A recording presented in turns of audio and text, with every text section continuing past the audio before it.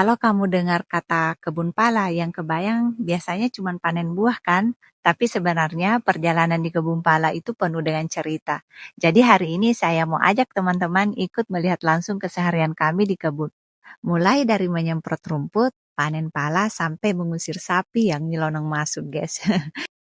Yuk ikut saya. Tujuan awal kami ke kebun itu untuk menyemprot hama rumput di sekitar tanaman pala. Karena di kebun ini belum ada sumur, jadi suami saya harus ambil air dari parit di pinggir kebun. Untung kemarin sempat hujan, jadi air parit cukup banyak. Takaran racunnya sekitar 4 sampai 6 tutup botol untuk satu tangki, guys. Nah, racun ini bukan untuk mematikan rumput sampai ke akar-akarnya, hanya bikin daunnya hangus. Jadi akarnya masih bisa tumbuh lagi. Kenapa? Karena kalau rumputnya benar-benar mati, tanah jadi keras. Hewan-hewan kecil dalam tanah juga ikut mati, padahal mereka itulah yang bantu menjaga kesuburan tanah. Kita tinggalkan dulu Pak Su, kita ke pohon pala yang sedang berbuah lebat. Ini banyak buahnya yang sudah matang, bahkan sebagian sudah jatuh ke tanah. Nah, karena dulu kebun ini jarang kita kunjungi, banyak biji pala yang terjatuh dan tumbuh jadi anakan pala muda. Sayang kan kalau kita tidak rawat. Anakan pala ini akan mati percuma. Padahal pohon induknya bagus buat bibit, bijinya besar, buahnya lebat, dan usianya sekitar 10 tahun. Makanya rencananya anakan pala ini akan kami pindahkan dan tanam ulang, guys. Kami pilih yang sudah agak besar biar kuat tumbuhnya.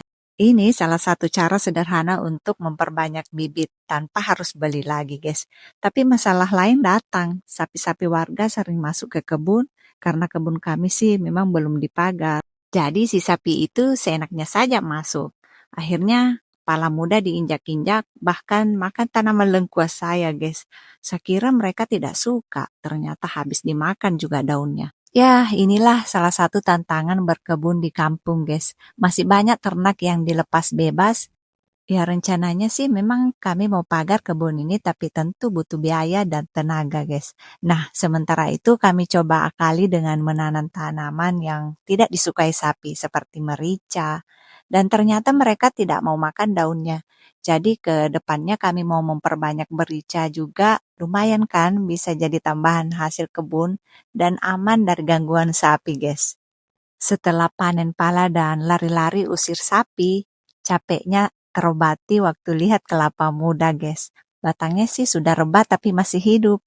Saya ambil satu langsung minum airnya, rasanya memang tidak terlalu manis karena habis hujan, guys. Tapi tetap seger dan bikin tenaga pulih cepat. Lanjut kita mau panen merica, satu-satunya yang tumbuh dari 10 pohon yang dulu saya tanam, guys. Walau cuma satu, tapi buahnya cukup banyak, guys. Dan hari ini saya mau panen semua, walau masih agak muda sih. Nanti kita simpan di kulkas, guys. Kalau mau dipakai tinggal ditumbuk langsung bersama kulitnya. Rasanya tetap enak sih, seger dan tidak kalah dengan merica kering. Bahkan menurut saya lebih wangi. Jadi kalau dilihat dari satu hari saja di kebun, kita bisa belajar banyak. Dari cara menyemprot rumput yang ramah tanah, memanfaatkan anakan pala jadi bibit baru, menghadapi tantangan ternak warga sampai menemukan solusi kreatif dengan menanam tanaman pelindung seperti merica. Berkebun itu memang penuh tantangan, guys, tapi juga penuh hikmah. Ada rasa lelahnya, tapi juga ada rasa syukurnya. Buah pala yang jatuh bisa jadi bibit, kelapa muda yang rebah masih bisa memberi semangat. Bahkan satu pohon merica pun bisa jadi inspirasi.